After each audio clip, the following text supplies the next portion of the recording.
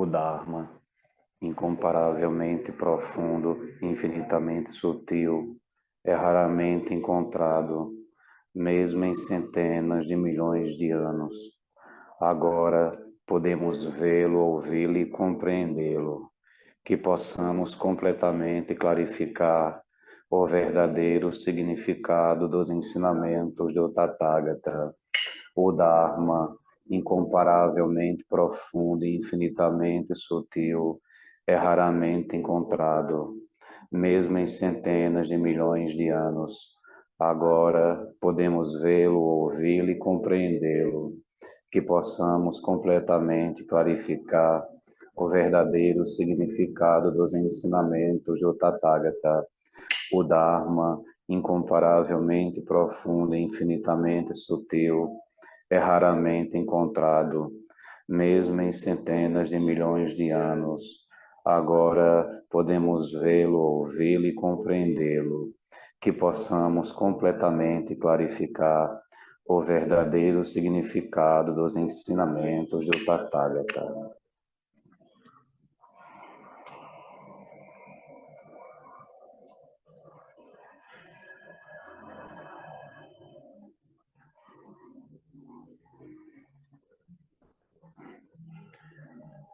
Faz exatamente uma semana, deixa esse rapaz forte passar. Hoje faz exatamente uma semana que a gente estava começando o retiro, né? Interessante como que é um retiro,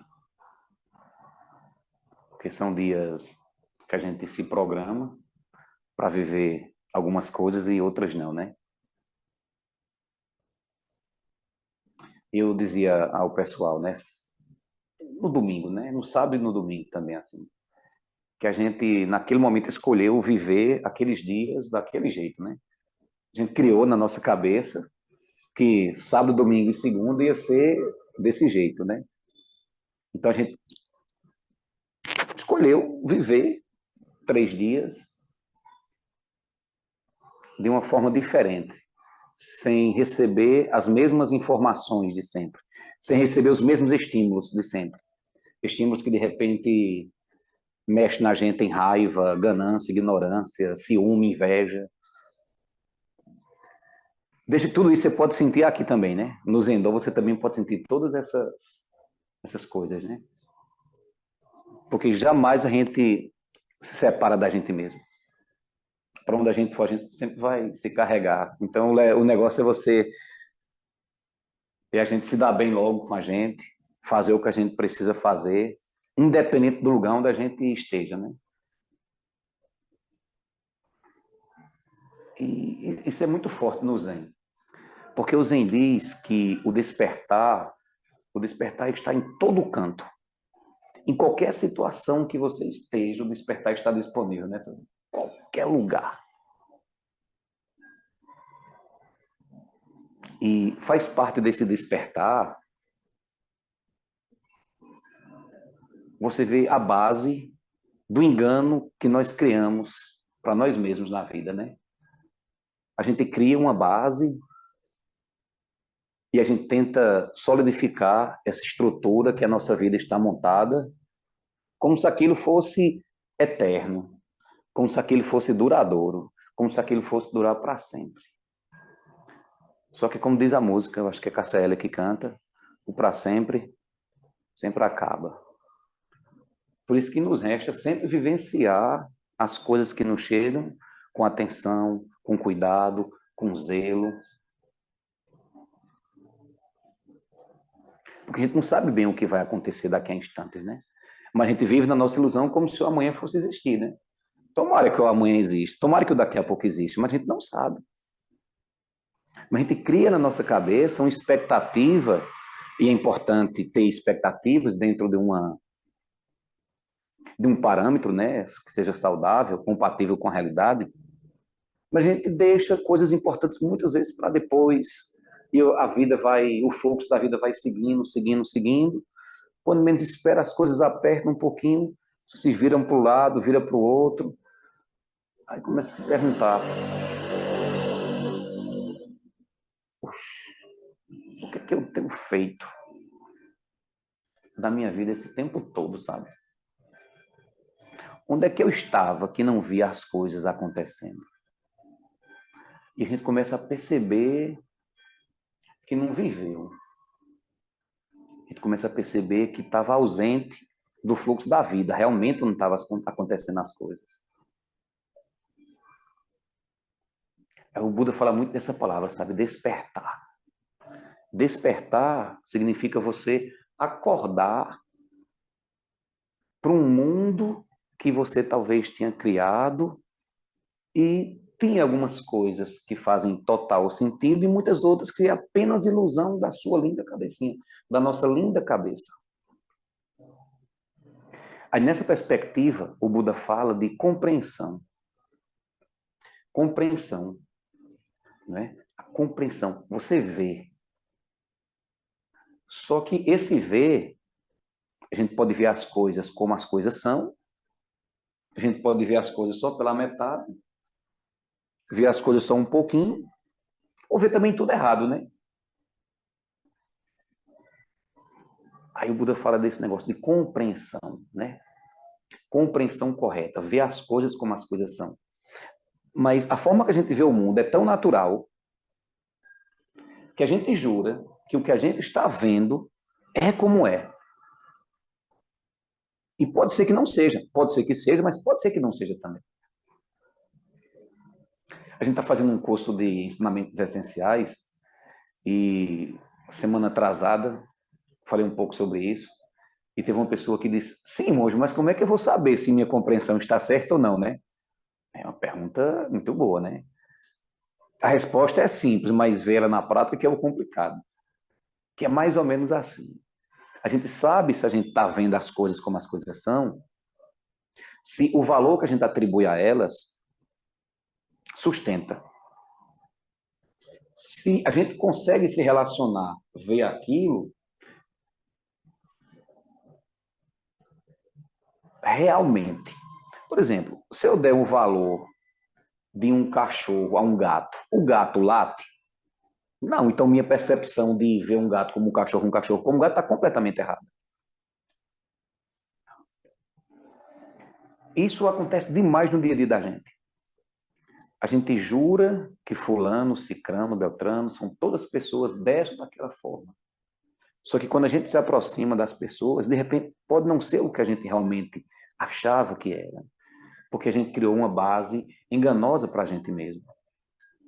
Por isso, uma das palavras mais importantes do budismo é o despertar, é você acordar. O Buda fala muito isso, né? Cuidado, o que você está vendo pode ser uma miragem, pode ser um sonho. Desperte desse sonho. E quem é que cria esse sonho? A nossa mente, porque ela tem um componente que é chamado ignorância. Ignorância é você não ver, ou você vê pela metade, ou então vê errado. Olha que coisa triste, né? Você não vê, ou então você vê errado. Aí o Buda fala assim: ops, ei, atenção, cuidado, pare um pouquinho, respira plenamente, atento, fique sempre presente. Veja como é que sua mente e suas emoções estão criando um mundo naquele instante. Porque a gente vive aqui dentro, mas não tem noção do quanto isso é importante para a nossa vivência. A qualidade da nossa vida depende muito do nosso estado mental e emocional, que está criando a realidade o tempo inteiro. As coisas são como elas são, mas eu me relaciono com elas de acordo com o quê? Com uma base, com estrutura, com minhas memórias, com meus valores, com minhas emoções. Aí o que é que o Buda diz? Para um pouquinho, fica aí tranquilo, não precisa cair imediatamente naquilo que o pensamento e a emoção mandam, porque pode ser uma informação enganosa. Então, relaxa um pouquinho, fique tranquilo. Tem um ditado popular que diz, respire, né?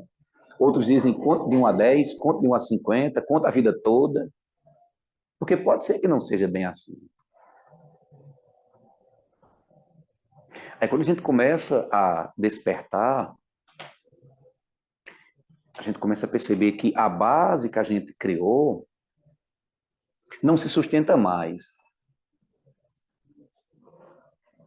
ou porque a impermanência chegou, ou porque você mudou internamente. E aquela base que você criou já era.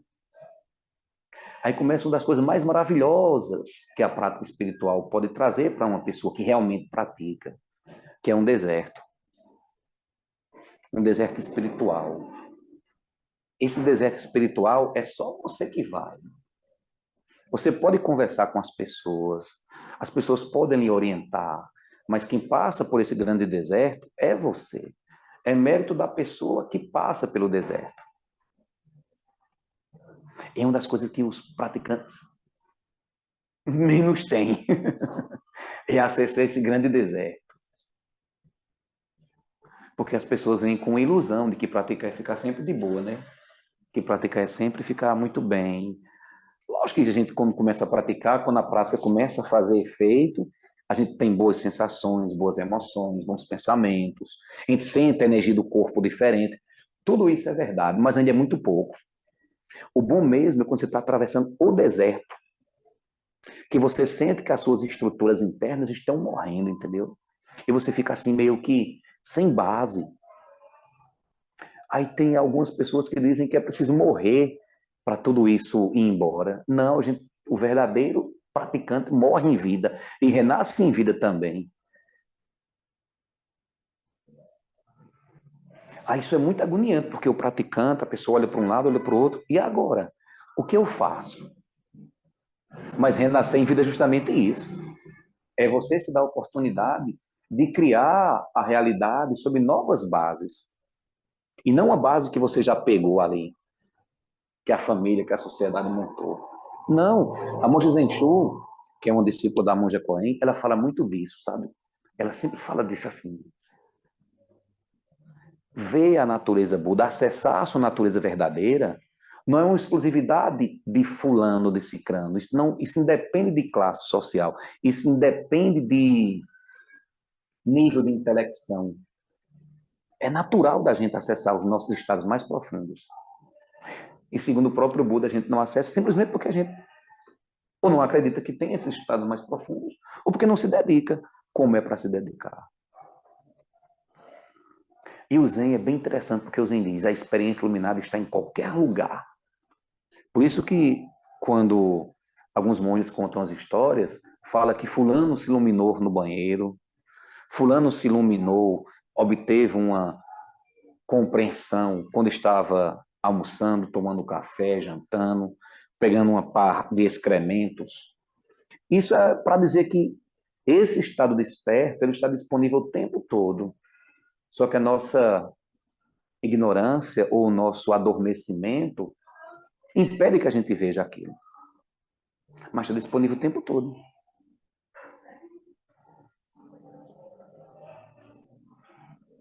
Esteve sempre presente. Só que a gente não tinha olhos para ver. A gente vai ali, pratica, pratica, pratica.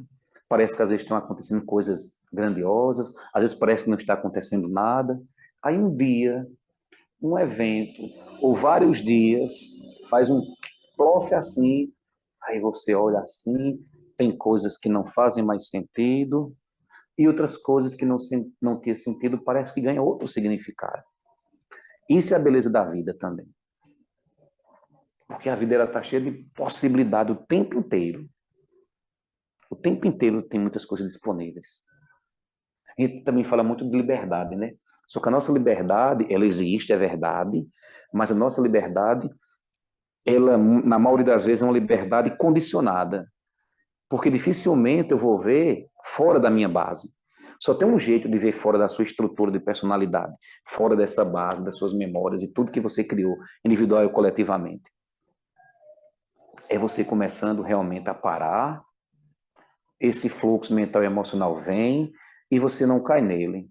Você começa a encontrar um espaço, uma espacialidade entre a emoção que brota, entre o pensamento que brota e as coisas como as coisas são. Você não cai no enredo, você não cai no fluxo, que de repente pode ser enganoso. Você para. Sozinho chegou ainda agora, trouxe parte do amendoim, foi? Na minha cabeça, a parte do amendoim, quando ele me ofereceu, ia ser bem doce. Na minha cabeça veio que ia ser uma coisa doce. Eles querem provar? Eu digo, quero. Aí eu provei. Só depois que eu provei foi que eu fiquei sabendo que a parte da amendoim que ele estava comendo não era doce, não tinha açúcar. Mas na nossa cabeça, a vida é um grande doce, ou um grande amargo, ou um grande insosso, sei lá o quê. É cheirosa ou não cheirosa, a gente não cria. Mas às vezes as coisas só existem na nossa cabeça. Por isso que despertar é muito importante. Por isso que a gente precisa, e como a Monja Zen gosta sempre de dizer, acordar. É um direito nosso. Ver as coisas como as coisas são. É natural da gente. É maravilhoso poder ver as coisas como as coisas são. Se sentar em zazen e deixar com que essas nossas estruturas internas percam forças, percam a força, é interessante demais. Porque quando você está assim, ó, amarrado em nome do Senhor, né? Para que serve meu nome? Para que serve minha profissão de professor? Para que serve até minha função mesmo de monge? Essas coisas não servem de nada. Apesar de tudo isso ser importante. Mas há um estado de tranquilidade tão grande aqui, tão abrangente, que no livro Shodoka Yuka Daishi e Deshimaru Roshi, um que escreveu e outro que traduziu e comentou, chama isso de sistema cósmico, entendeu? A gente está tudo integrado ao sistema cósmico. A gente não é um eu sozinho, um eu separado. A gente é tudo que existe. Quando a gente senta no zazen, quando a gente se levanta do zafu, tudo que a gente faz, todo o universo está nos acompanhando. A ancestralidade todinha está nos acompanhando. E nesse grande ciclo que é a vida, um modifica o outro, entendeu? A gente tende a culpar os nossos antepassados, nossos ancestrais, só que muitas vezes eles também foram fruto de um engano. Mas quando a gente muda, faz com que eles, por interdependência, também mudem. Por isso que o Buda, no momento da iluminação, ele diz: eu, a grande terra e todos os seres juntos, não separados, juntos nos tornamos o caminho, somos o caminho. Não é que ele, Buda, Jesus, Maomé, são seres especiais. Todos somos. E não quer dizer que os. Hoje a gente estava até conversando, eles são os seres sencientes, como às vezes eles gostam de dizer. Vamos eu falar ser senciente, a moça me deu uma bronca bem grande, porque ser senciente, ser que pensa, ser que sente. E aí eu falei essa palavra, eu disse, pergunta a alguém que trabalha com pedras para ver se a pedra não cura, para ver se a pedra não tem energia, mas a nossa ignorância quer limitar. Esse ser especial é aquele ser não é. Então, o verdadeiro praticante, ele tem que ter a experiência, entendeu? É muito pobre sentar, não se dedicar e também não sentir nada, não ter nenhuma experiência. Porque a experiência está disponível o tempo inteiro. Mas enquanto você não parar e perceber que você tem memórias, que você tem toda essa estrutura interna, que faz você ver as coisas de um jeito e não do outro jeito, que às vezes a gente vê tudo errado. E quando a gente vê que viu errado, sentiu errado, quando a gente vê como é, faz um uau, eita, é maravilhoso isso, entendeu? É assim, pá. Aí é o que os textos falam de insight, né? O insight não é mais uma percepção, o insight é ver como é. A percepção pode ser enganosa. A gente também usa uma percepção correta, mas o insight é ver como é. Veja, está nublado. Não está nublado. Você está vendo as coisas como as coisas são. Hoje, ainda agora, escutei uma. Vi uma reportagem, ouvi uma reportagem de uma criança, acho que tinha uns 3 anos, sei lá, que ela ouviu pela primeira vez. Olha que coisa maravilhosa. A menina nunca tinha ouvido nada. Fez alguns procedimentos e ouviu pela primeira vez. Aí eu fiquei pensando, que experiência de maravilhamento deve ser essa, né? Você nunca ouviu nada. Ou de repente você nunca viu nada e passa a ouvir e passa a ver. E a gente tem tudo isso disponível, a gente joga o quê? Na maioria das vezes a gente joga fora. A gente às vezes quer se auto-enganar, quando na verdade a gente precisaria o quê? Ver, ver, compreender. E não ficar se enganando o tempo todo. Por isso que é bom de vez em quando parar, deixar isso adormecer um pouco. Não é nem adormecer, descansar, sabe? O descanso emocional é uma das coisas mais importantes que a gente tem. A renúncia, os momentos de retiro, os momentos de não é bem de solidão, mas de solitude, você sozinho com você, ou com um grupo relativamente assim harmonioso, que tem o mesmo propósito, é muito bom, porque faz com que essas estruturas adormeçam um pouquinho. E você começa a enxergar possibilidades que antes você não via. Por isso que um retiro é um negócio, uma experiência tão maravilhosa. Foi tão pouquinho, foram 2 dias e meio, quase 3 dias. Mas a gente sente no corpo, entendeu? A maravilha que é esse silenciar, né? Esse calmo repousar. E teve uma pessoa que conversou comigo e disse: monge, teve uma noite que eu quase me levanto para ir embora. E aqui as portas são sempre abertas para entrar e para sair. E a pessoa disse: eu quase me levanto para ir embora de noite. Eu disse: não, só falta um dia. É quando foi no outro dia, a pessoa também teve a mesma tentação, a mesma sensação, a mesma compreensão. E vou me embora agora. Aí a pessoa olhando na programação diz: ah, só faltam 4 zazéns.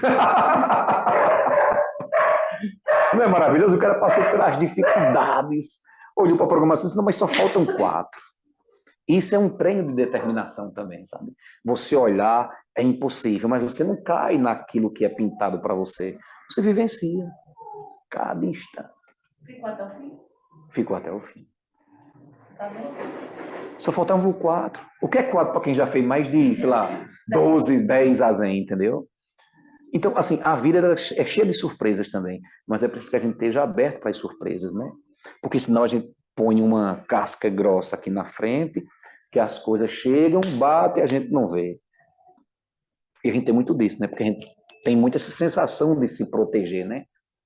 Eu mesmo, hoje eu tenho muito menos, mas antigamente eu queria me proteger de tudo e de todos, entendeu?